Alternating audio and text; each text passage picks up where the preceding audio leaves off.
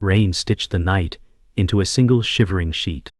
A billionaire sat in handcuffs, breath fogging the patrol car glass.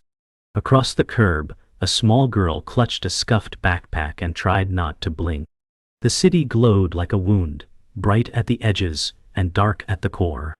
In a high tower, a corner office stood open like a mouth that had swallowed grief. A news magazine lay face up with his smiling cover, too clean for this hour. A voice said, "He built an empire, but he couldn't save her." The words floated like ash and would not land. The girl stared through the glass and did not step back. The billionaire searched her eyes as if a verdict lived there. Sirens rolled past, blue and red, combing their faces into strangers. The room offered nothing but a metal table and a humming light that flattened every truth.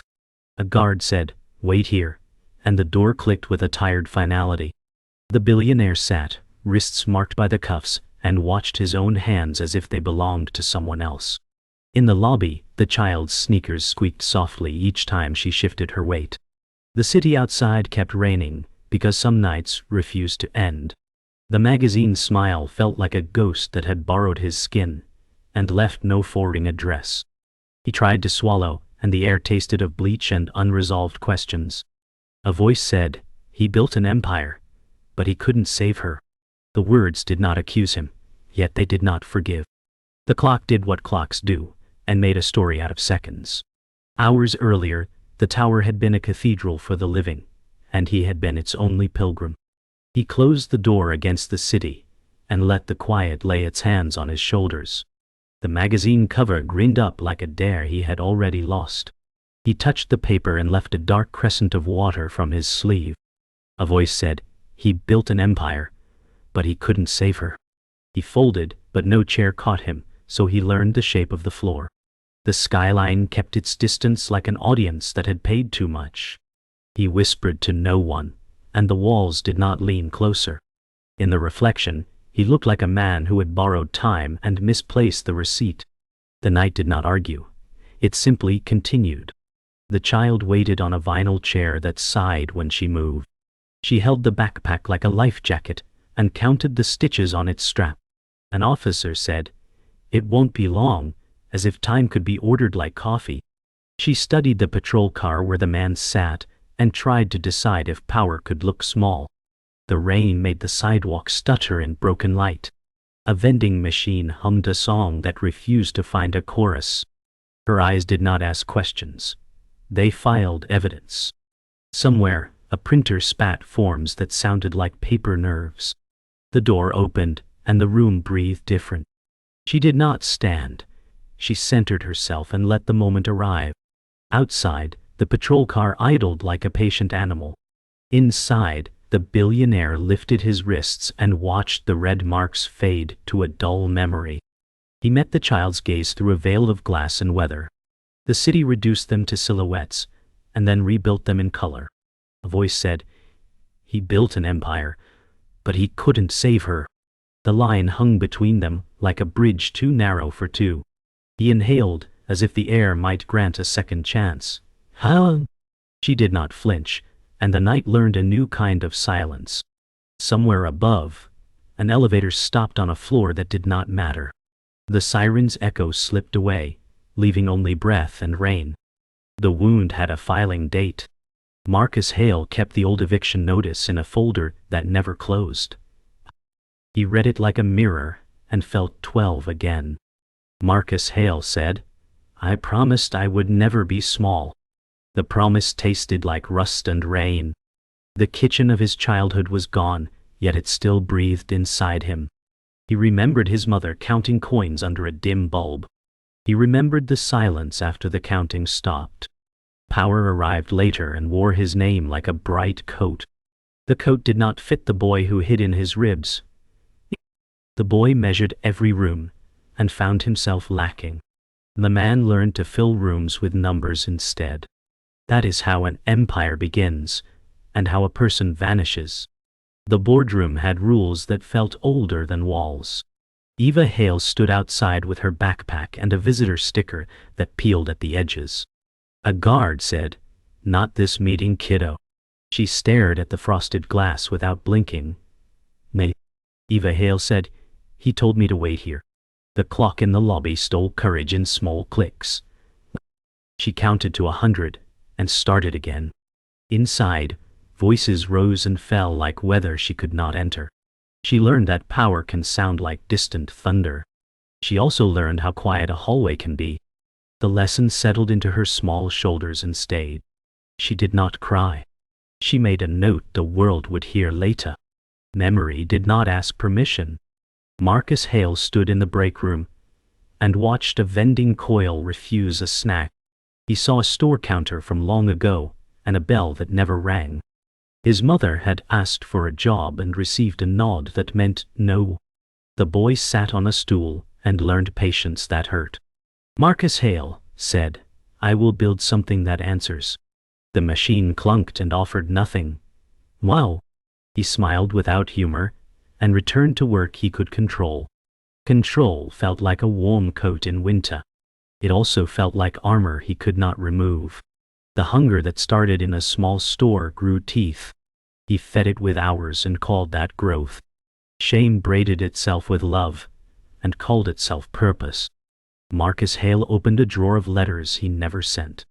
He read the kindest one and tore it in half. Marcus Hale said, "Tomorrow, I will say this out loud." Tomorrow kept moving its line on his calendar. In the lobby, Eva Hale traced a groove in the tile with her shoe. She was too young for board votes and old enough for consequences. But she counted the chairs and decided which were liars. The door swung and suits spilled like coins. No one looked down. Eva Hale said, "I am still waiting." The guard nodded like a metronome and time marched on. The anchor of a life is not a trophy. It is a moment when the heart chooses who to carry. Marcus Hale found the lobby after the vote and saw the child who would not blink. He felt the empire tilt toward something truer.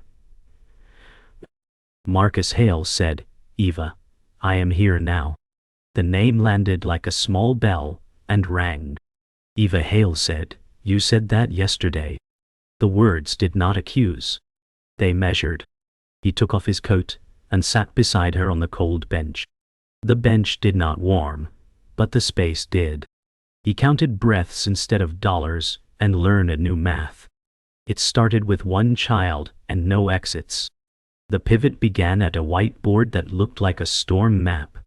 Marcus Hale drew arrows until the pen failed, then kept going with his voice. Marcus Hale said, "We build the platform, not the feature." Skeptics traded glances like currency. The clock above the door refused to matter. Coffee steamed like a warning flare and went cold untouched. A graph promised growth if fed enough nights and names. Marcus Hale said, "We move now or we watch them pass us." The room inhaled and forgot how to exhale. Someone laughed too hard and called it courage. Someone else wrote a risk that felt like a dare. The board would demand certainty, and he would offer speed. It was not a bargain. It was a cost table disguised as a dream. Sleepless nights stacked like pallets. Screens multiplied until his face looked like a committee. Marcus Hale said, "Ship the build. Then we sleep 2 hours." The hours never filed their attendance. Code merged, forecast bent, and calendars surrendered their weekends. The city dimmed, and his office brightened like a stubborn lighthouse. He wore the same suit with a new crease of resolve. His heart kept time with the server fans. Marcus Hale said, "One more test, then one more call." He ate standing up and forgot the taste. Sunrise smeared gold on the glass and called it mercy. They accepted the handoff without thanks. The birthday was a small sun on a paper plate. Eva Hale counted candles and waited for a knock that chose a different door. Eva Hale said, "Make a wish for me too." The phone lit with his face and a lag that clipped tenderness. Marcus Hale said, "Happy birthday, kiddo, I am almost there." Almost learning to me never with a polite smile. The cake leaned, and the frosting kept its bright lie. A neighbor clapped at the wrong time and made it right. He promised a tomorrow that felt like store credit. The call ended, and the silence earned overtime. Regret sat beside the plates and ate nothing. Friends became notifications. A dinner turned into a promise, turned into a draft apology. The person who once shared his keys left them on a hook without a note. Marcus Hale said, "I will call you after the release." The release kept moving like weather. A mentor stopped answering and started advising competitors. Loyalty proved to be a seasonal product. He stared at a quiet apartment that echoed with unsent messages. The Empire asked for more and offered silence as its thank you. Marcus Hale said, "Win first, mend later." Later drifted downstream with the lights. The win arrived, dressed as confetti and metrics. Applause struck his suit like hail and slid off. Marcus Hale said, "We did it," and felt the sentence lose weight midair. Chairs spiked, hands shook, and cameras blinked like insects. The graph smiled, and the room smiled with it. He looked past the glass and thought of a cake cooling in a sink. Eva Hale said, "Did you see the candles?" Her voice waited inside his voicemail like a lighthouse. He tucked the phone away and faced the next slide. A victory can be loud and still whisper loss. The board asked for the next milestone, and he offered himself again. The reveal arrived as a binder with tabs like quiet knives. Counsel slid it across the table and did not blink. Marcus Hale read the chain of title and felt the floor become air. The keystone patents traced back to a shell owned by his mentor. "Counsel," said the assignment, "never cleared your entity." The word never made the room smaller by inches. Marcus Hale said, "He promised the transfer at close. Promises do not file with the clerk." A director whispered, "We need contingencies," like a prayer for clean exits. The rain on the glass clapped like an audience that expected blood. He stared at his signature and wondered who had guided his hand. Trust failed its stress test and printed a red line across the quarter.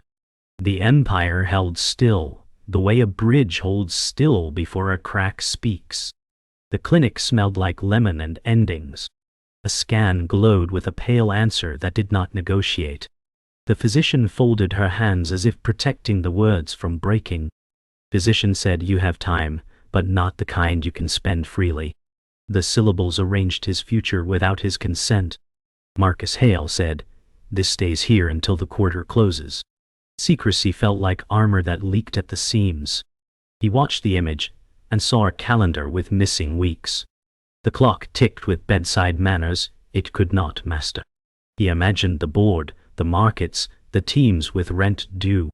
He imagined Eva Hale counting candles in a different room. The decision not to tell became a scaffold and a trap.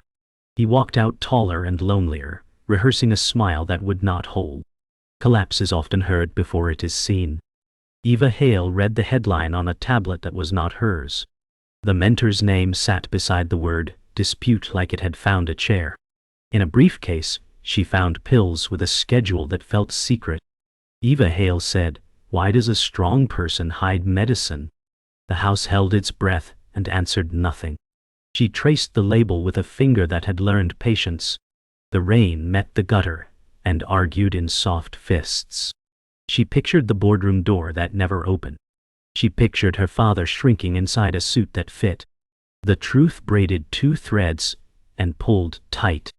Eva Hale said, "He needs help, not applause." The words belonged to an 8-year-old who had seen enough glass. Markets smell weakness the way rain smells like iron. A report hit the wire and turned numbers into falling glass. Screens bled red and the room began to whisper in spreadsheets. A director said, "We need a statement before the bell." Words he knew could slow a fire or feed it. Marcus Hale said, "We honor the contracts and defend the work." The line sounded like a bridge built midair. Lenders called with voices that stayed polite and sharp. Employees refreshed dashboards and practiced brave faces. He stood at the window and tried to invent calm. The city returned no calls. The storm did what storms do and found every seam. He signed an internal memo with a steady hand that belonged to a stranger. The stairwell offered truth where elevators sold speed. Concrete steps made every word heavier. Eva Hale held the bottle like evidence that wanted mercy. Eva Hale said, "Are you sick?" The echo repeated sick, as if learning the word. Marcus Hale said, "I am managing something, and I will be fine." The sentence wore armor, and no heartbeat. She studied his face the way a lighthouse studies fog. Eva Hale said, "Tell them before the lie becomes the story." He looked at the door that led back to the meeting. He looked at the child who did not blink for storms. The choice rose like a tide against his shoes. He had built a tower, and the foundation had a name. It waited on a step between secrets and daylight. The boardroom arrived dressed for verdicts. Folders sat like quiet jurors and screens waited to glare. Director said, "We proceed to the vote unless there is new information." Marcus Hale said, "There is." He placed the bottle on the table, the way truth is placed when it cannot be pocketed. Counsel said, "This is not the venue for personal disclosures." Marcus Hale said, "It is exactly the venue, because my silence has been a risk." He named the mentor, the assignment, the dispute, the scan, and the hours.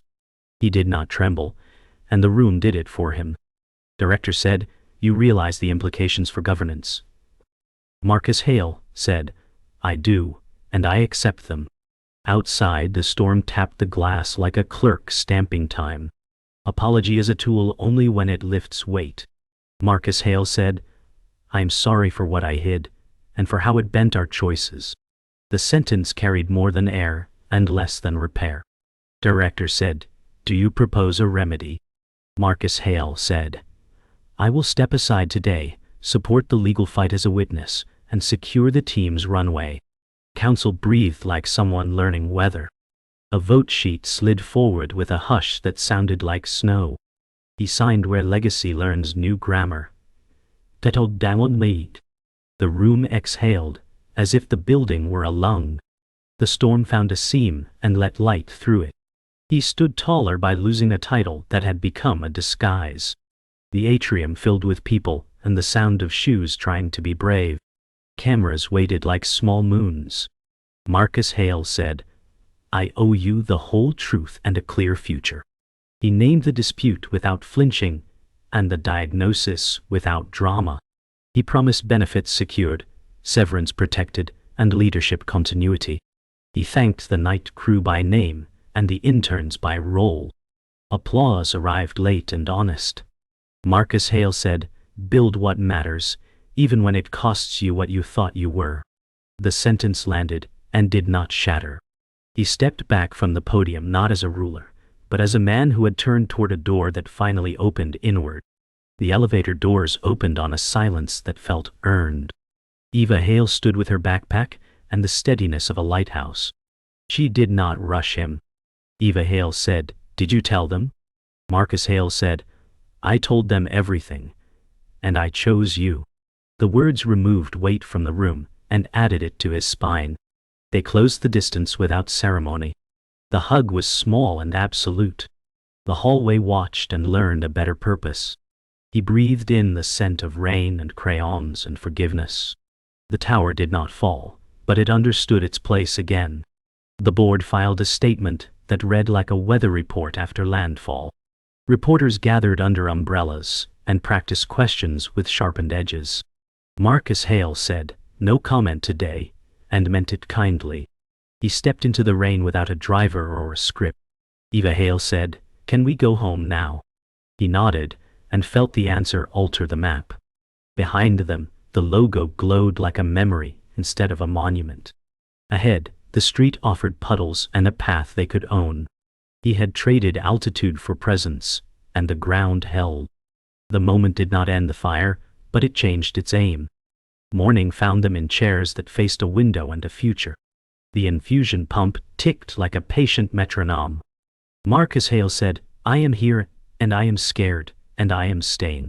The honesty surprised him, and stayed. Eva Hale said, "I will count with you."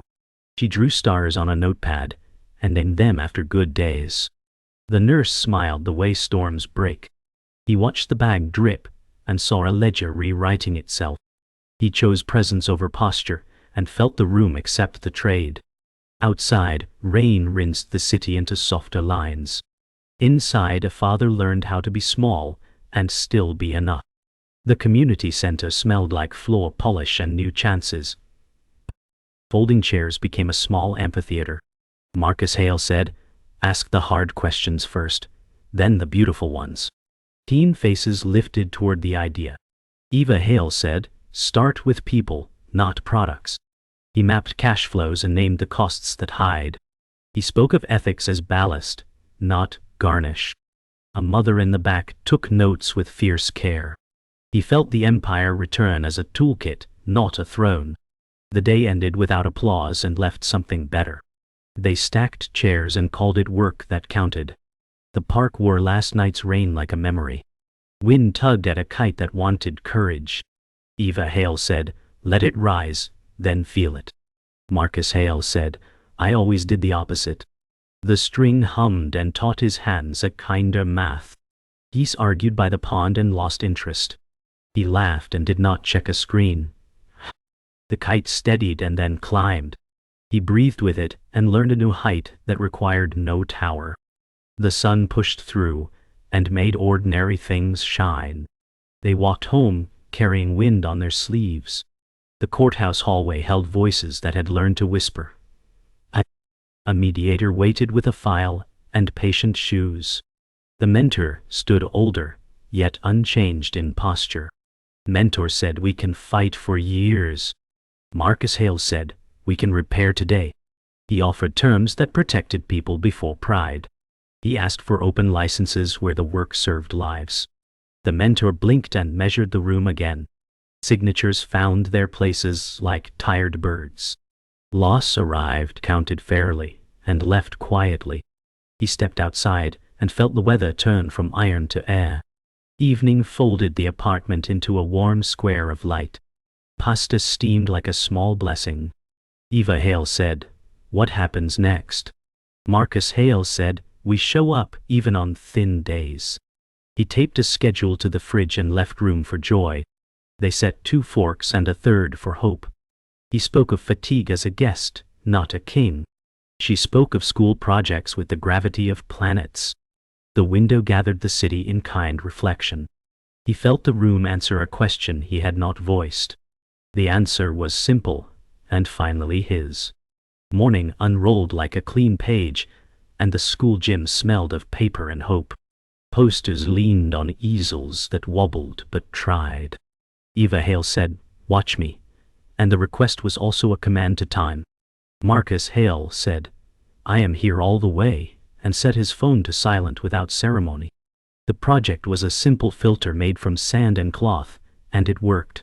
A teacher nodded, writing notes that sounded like kindness. Parents clapped in pockets of applause that did not need cameras. He counted minutes, not metrics, and felt rich. Eva Hale said, "It is only the start," and smiled with both rows of teeth. The gym lights buzzed like tame bees learning a new song. He thought of boardrooms and found no distance worth missing. The lobby doors knew him and opened anyway. He placed a badge in a tray and watched the logo hold its breath. Security said, "Thank you for the years," and meant it. Marcus Hale said, "Take care of the people who took care of us." The elevator chimed and did not ask him to enter. A director shook his hand like turning a page. He walked past the glass that once amplified him and saw only reflections he could carry. Outside, clouds lifted their hems and promised a different light. Eva Hale said, "Was it hard?" and matched his step. Marcus Hale said, "Yes, and it was right," and the words did not wobble.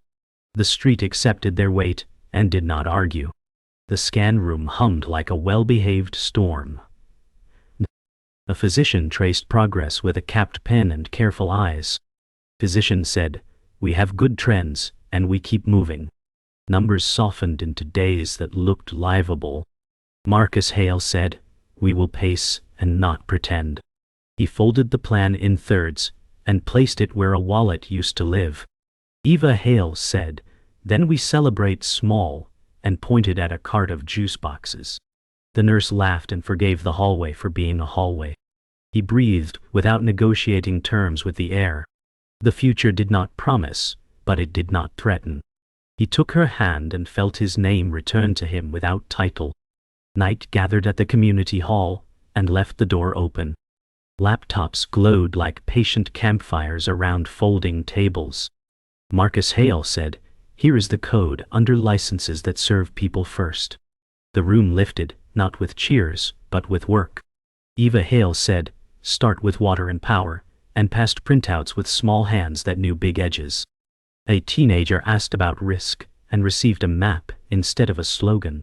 He named partners, not competitors, and left space for names he did not know.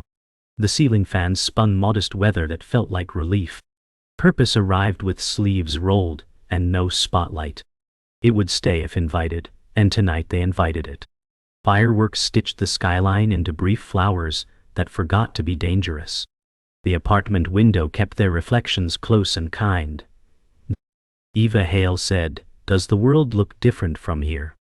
Marcus Hale said, "It looks like something we can carry." The stove clicked once as if remembering dinner. A voicemail from another life arrived and chose to wait. He held the silence and found it generous.